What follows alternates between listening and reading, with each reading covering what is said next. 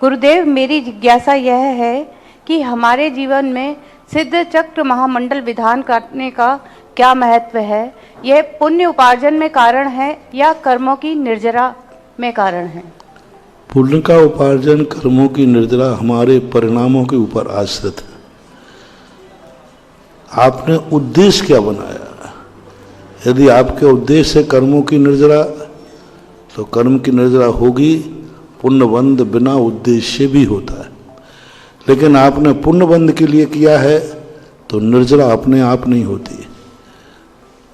बहुत अच्छा प्रश्न समझा लोग बाग।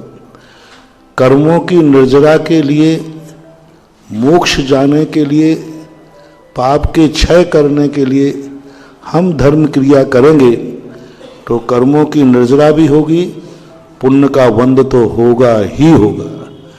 लेकिन पुण्य बंध के लिए मात किया है कि हमें इससे पुण्य का बंध हो, तो पुण्य का बंध तो होगा, लेकिन कर्मों की निर्जरा नहीं होगी।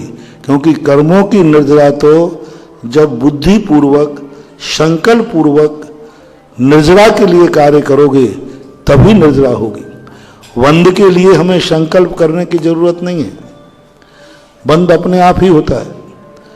पूज्यवर नेमीचंद महाराज ने घोमर सार में कहा, जो मुनिराज सम्यक दृष्टि पुण्य की क्रियाएं करते हैं कर्मों की निर्जरा करने के लिए, उनको पुण्य बंध अपने आप होता है। वो बांधना नहीं चाहते। उदाहरण दिया उन्होंने, किसान गेहूं के लिए खेती करता है तो भूसा उसे अपने आप मिलता है कि भूसे के लिए खेती की थी उसने?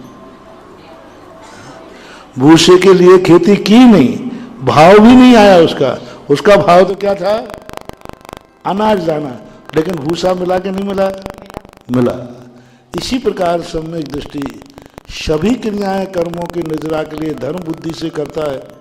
पुण्य बंध तो भूसे के समान होगा ही होगा। जैसे हम लोग हैं, हम लोग पुण्य बंध नहीं चाहते, लेकिन दिन भर पुण्य बंध होता रहता है, दिन भर पुण्य बंध होता रहता है, और हम चाहते हैं नहीं। और यदि हम पुण्य के लिए मुनि बने तो पुण्य बंध तो होगा, लेकिन कर्मों की निर्जरा नहीं होगी। इसलिए हमेशा कोई भी धार्मिक क्रिया करो कर्मों की निर्जरा के लिए, मोक्ष को पाने के लिए, हे भगवान आपके समान बनने के लिए। ये भावना से करेंगे तो संसार का पुण्य बंध तो अपने आप भूसे के समान स्वतः मिलता है।